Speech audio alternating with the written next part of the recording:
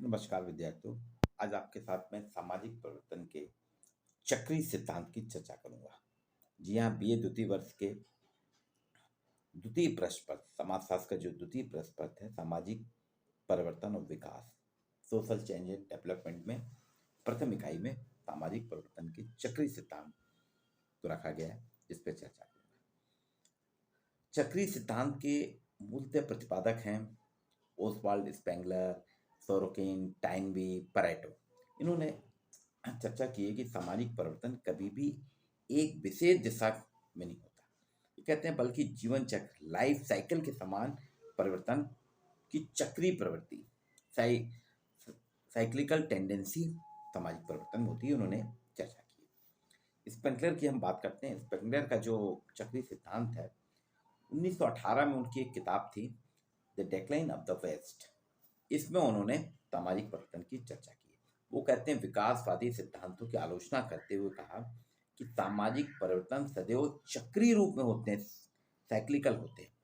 जैसे बसंत ऋतु आई, ग्रीष्म आई, वर्षा, शरद, ये एक नियमित क्रम है, इनका साइकिल है, चलती रहती है। उसी तरह से समाज और सभ्यता में भी परिवर्तन एक चक्रीय रूप में एक नियमित क्रम में होते रहते हैं। स्पेंगलर कहते हैं कि मानव समाज एक बृहद शरीर रचना है। जैसे हमारा शरीर है, शारीरिक संरचना के समान है। इसमें जन्म, बर्थ, किशोरावस्था, युवावस्था और प्रौढ़ावस्था के पश्चात पतन होता है। पतन और विनाश इस बीच में चलता रहता है, मतलब एक क्रम है। जन्म हुआ, किशोरावस्था आई, युवावस्था आई, प्रौढ़ावस्था आई, फिर जन्म हुआ, तो ये साइकिल चलता रहता है। इसी तरह से वो कहते हैं समाज जब तक सांस्कृतिक विकास की ओर बढ़ता रहता है, उसमें परिपक्वता आती जाती है। लेकिन जैसे ही सांस्कृतिक विकास भौतिक प्रगति में बदलने लगता है, तो समाज का पतन हो जाता है। ये समाज की इसे उसने समाज की वृद्धावस्था का है, जिसके बाद इसकी मृत्यु होना निश्चित है। और अपनी भौतिक मृत्यु के बाद, अपनी भौतिक मृत्यु जो है, फिजिकल डेथ के बाद, नए विचारों के उदित होने से समाज पुनः जन्म लेता है। और सामाजिक परिवर्तन से जन्म, विकास, पतन के चक्रीय क्रम में, कंटिन्यूशन में निरंतर चलता रहता है।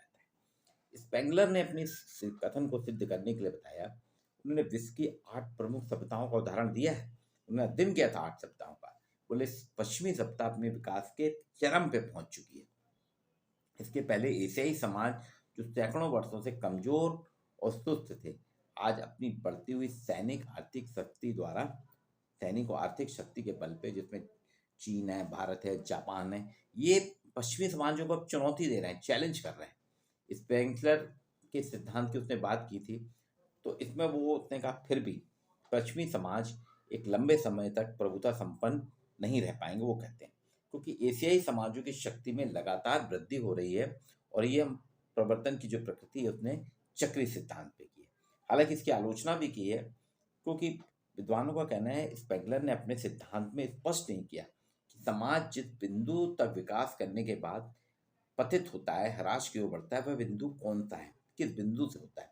पश्चिमी समाज अभी तक वो कह रहे हैं पूर्णता की दिशा में आगे बढ़ रहे हैं। दरअसल शीघ्र इनके भविष्य के लिए भी ऐसा कोई खतरा नहीं दिख रहा है, लेकिन स्पेंगलर ने इसकी चर्चा की है। तो इसकी ये इनका चक्रीय सिद्धांत था, जो उनकी किताब the decline of the west में दिया। एक और समाजशास्त्री हैं पिटरिम सोरोकिन, पीएस सोरोकिन। वो कहते हैं सभ्यता का उत्थान पतन कभी भी निश्चित रूप में नहीं होता। जैसा कि स्पेंगलर ने स्पष्ट कर दिया था, वैसे ही सामाजिक परिवर्तन उतार चढ़ाव की, अप एंड डाउन की एक प्रक्रिया है, जो इंद्रिय परक और विचारात्मक संस्कृति की दो सीमाओं के बीच में सदैव एक्टिव रहती है, क्रियाशील रहती है। अतः सांस्कृतिक विशेषताओं में परिवर्तन तो सदैव होता है, लेकिन ये परिवर्तन कभी भी संस्कृति की इन दोनों सीमाओं के बाहर नहीं होता। ये कहते हैं पिटरिन सोरोकिन। संस्कृति के उतार चढ़ाव को उसने चक्रीय परिवर्तन की बात की। उसके आधार पर प्रकृति को समझाने के लिए सोरोकिन ने संस्कृति के 3 फॉर्म बताए, 3 स्वरूप बताए। एक इंद्रिय परक सेंसेशनल कल्चर, एक विचारात्मक संस्कृति आइडेंटिटीनल कल्चर, और एक आदर्शवादी संस्कृति आइडियलिस्टिक कल्चर। इंद्रिय परक संस्कृति का संबंध वो कहते हैं उन सभी वस्तुओं से है जो हमारी इच्छाओं को, हमारी डिजायर्स को स्पष्ट करती है। इसमें सभी भौतिक वस्तुएं, आविष्कार, भोग विलास से संबंधित पदार्थों का समावेश होता है, समाहित होती है। यह संस्कृति पूर्णतया भौतिकवादी है। इसमें अलौकिक विश्वास और नैतिक मूल्यों की कोई स्थान नहीं है, उसकी कोई चर्चा ही नहीं होती। एक विचारात्मक संस्कृति जो है, आइडियलिस्टिक जो कल्चर है, इसमें प्रत्येक स्थिति, हर स्टेज में ईश्वरीय न्याय, नैतिक मूल्य, समाजोपयोगी सत्ता, आत्मा संबंधी विश्वास और कर्तव्यों को महत्व दिया जाता है। अध्यात्मवाद इस संस्कृति का सार तत्व है। इसे हम अनुभूति पूर्वक संस्कृति भी कह सकते हैं। और आदर्शवादी संस्कृति इन दोनों संस्कृतियों के बीच की स्थिति है। अब तीसरी जो आदर्शवादी संस्कृति है वो इन दोनों के बीच की स्थिति है, जो व्यक्तिगत लाभ के साथ साथ मानवीय मूल्य, ह्यूमन वैल्यूज को भी महत्व देती है। सरोकिन ने सभी परिवर्तन आदर्शवादी संस्कृति में होने की बात की है। वो कहते हैं सभी परिवर्तन आदर्शवादी संस्कृति में ही होते हैं। अर्थात आदर्शवादी संस्कृति में इंद्रिय परक संस्कृति की विशेषताएं बढ़ने लगती हैं, तो कभी विचारात्मक संस्कृति के तत्व अधिक मात्रा में सम्मिलित हो जाते हैं। सोरोकिन ने चक्री सिद्धांत की व्याख्या करते हुए कहा है कि संस्कृति में परिवर्तन के पीछे मूल कारण क्या है। कुछ आंतरिक शक्तियों के कारण जैसे शरीर का विकास होता है, उसी प्रकार संस्कृति की व्यवस्था में भी परिवर्तनों का कारण आंतरिक और प्राकृतिक नियम है। अपने अपने सिद्धांत के आधार पर निष्कर्ष दिया कि 20वीं सदी में पश्चिमी सभ्यता इंद्रिय परक संस्कृति सेंसेशनल कल्चर की चरम सीमा तक पहुंच चुकी है। यहाँ प्रत्येक व्यक्ति भौतिक सुखों में पागल हो चुका है मतलब भौतिक सुखों की खोज में पागल होते जा रहे हैं।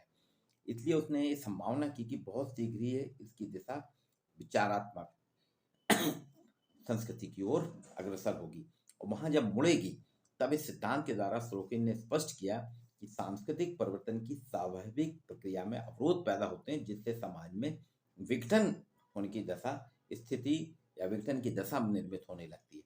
सोरोकिन के इस विवरण के आधार पर सीमाओं का सिद्धांत ही स्वाभाविक परिवर्तन का सिद्धांत कहा जाता है। इस प्रकार सामाजिक परिवर्तन के लिए सोरोकिन ने कहा संस्कृति में होने वाले चक्रीय परिवर्तन के आधार पर विवेचना की। इसकी कुछ लोगों ने आलोचना भी की। विद्वान कहते हैं कि सोरोकिन स्पष्ट नहीं कर सके कि इंद्रिय परक संस्कृति की अंतिम सीमा, लास्ट स्टेज क्या होगी, और इस बात पे भी विश्वास नहीं कर सकते कि सभी सामाजिक परिवर्तन इंद्रिय परक और विचारात्मक संस्कृति के बीच ही होते हैं। युद्ध, क्रांति, वैज्ञानिक आविष्कारों से संबंधित परिवर्तनों को हम पूर्णतः इंद्रिय परक तो हम नहीं कह सकते, ना ही उनको पूर्णतः विचारात्मक। ये इसकी आलोचना भी है। चक्रीय परिवर्तन के सिद्धांत में एक और समाजशास्त्री है टाइनबी। अर्नोल्ड जे टाइनबी ने भी अपना एक सिद्धांत दिया। टाइनबी ने सामाजिक परिवर्तन के चक्रीय सिद्धांत को उन्होंने कहा कि विनाशकारी चुनौतियां उसके प्रत्युत्तर, responses to the challenges of imminent destruction की बात की है, के आधार पर उन्होंने बताया कि विनाशकारी चुनौतियां और उसके मिलने वाले प्रत्युत्तर। उनका कहना है कि जब हमारी शरीर रचना का आरंभ बहुत तेजी से विकसित होता है और इतनी शक्ति इसमें निरंतर बढ़ती जाती है, उसी प्रकार सामाजिक विकास के आरंभिक स्तर पर सामाजिक परिवर्तन भी व्यापक रूप में देखने को मिलते हैं। और इसके पश्चात जब समाज परिपक्व हो जाता है, मैच्योर्ड हो जाता है, तब उसमें शरीर रचना के समाधि स्थिरता, रिजिडिटी या लोच की कमी की स्थिति उत्पन्न होती है, जिससे धीरे धीरे समाज में अभियोजनशीलता कम होने लगती है। और यह स्थिति तब तक बनी रहती है जब तक कि समाज के सामने किसी प्रकार का युद्ध, महामारी, भौतिक साधनों की कमी या अन्य कोई विपत्ति ना आ जाए। टाइनबी का कथन है कि यह विपत्ति वास्तव में वह चुनौती है, वह चैलेंज है, जिसके प्रत्युत्तर में समाज को अनेक प्रकार के प्रयत्न करना, अपने अनेक प्रकार के एफर्ट्स करना आवश्यक हो जाता है। यदि समाज इस प्रकार की चुनौतियों के प्रत्युत्तर में प्रयत्न करता है तो उसमें पुनः लोच, अभियोजनशीलता और विकास के गुण पैदा हो जाते हैं, और इस प्रकार समाज का रीबर्थ होता है, पुनर्जन्म होता है समाज में। और यही समाज किसी तरह का प्रत्युत्तर नहीं दे पाता, अगर समाज कोई चेंज पे कोई प्रत्युत्तर नहीं देता तो उसका विनाश हो जाता है, नष्ट होता है।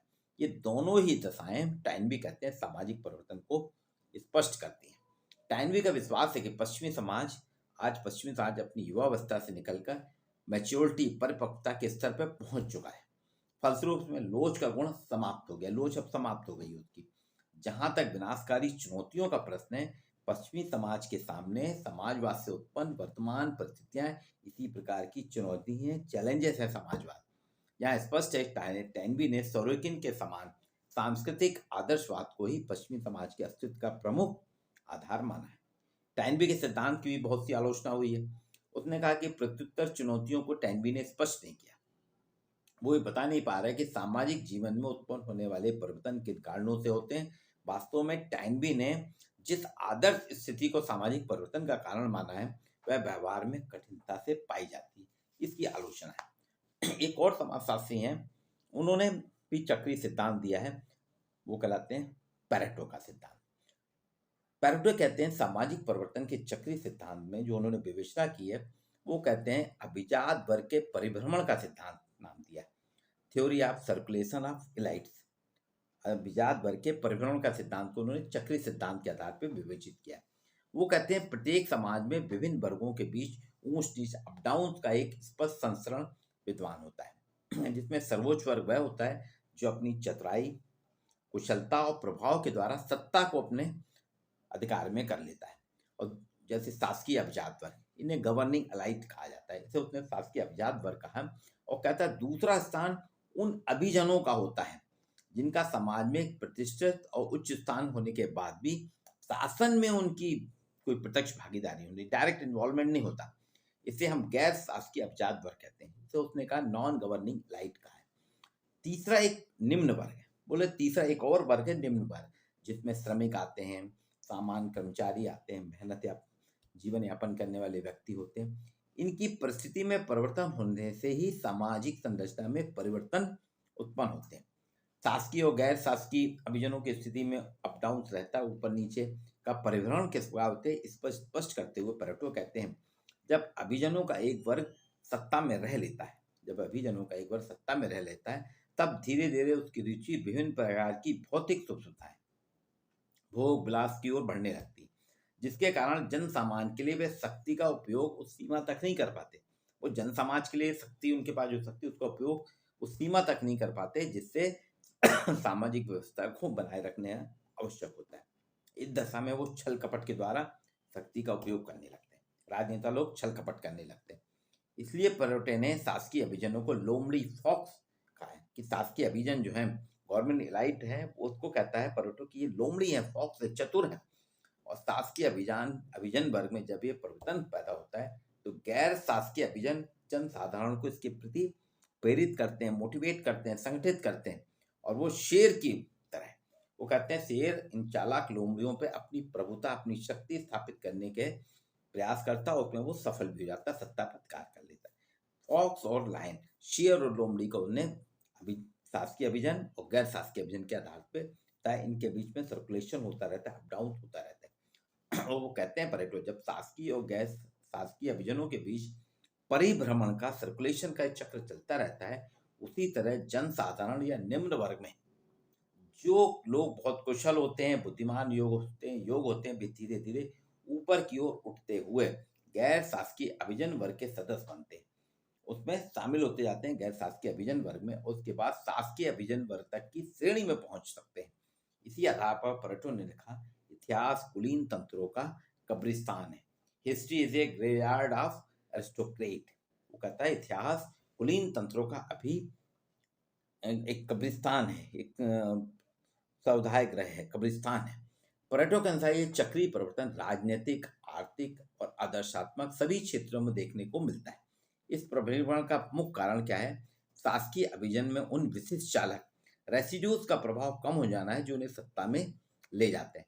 समाज में कुछ चालक वे होते हैं जो अपने तात्कालिक स्वार्थों को अधिक महत्व देते हैं, इन्हें उसने रेसिड्यूज ऑफ कॉम्बिनेशन का, जबकि कुछ दूसरे चालक समूह के स्थायित्व को महत्व देते हैं, residue of the resistance of aggregate. इन दोनों चालकों से संबंधित वर्ग समाज में अपनी प्रभुता को स्थापित करने का प्रयत्न करते हैं। इस प्रकार सत्ता में परिवर्तन होते रहते हैं जिससे सामाजिक परिवर्तन की दिशा उत्पन्न होती है। बोले उच्च वर्ग और निम्न वर्ग के जो लाइट वर्ग और नॉन लाइट वर्ग है, इनके बीच में सर्कुलेशन होता है, उसमें जो ऊपर पहुंच जाता है वो सत्ता को हथिया लेता है और फिर नीचे आ जाता है, जिससे समाज में बदलाव आता है, परिवर्तन होता है। इसकी भी पैरेटो के सिद्धांत की, जो उन्हें अभिजात वर्ग के परिभ्रमण का सिद्धांत दिया, इसकी भी आलोचना हुई है।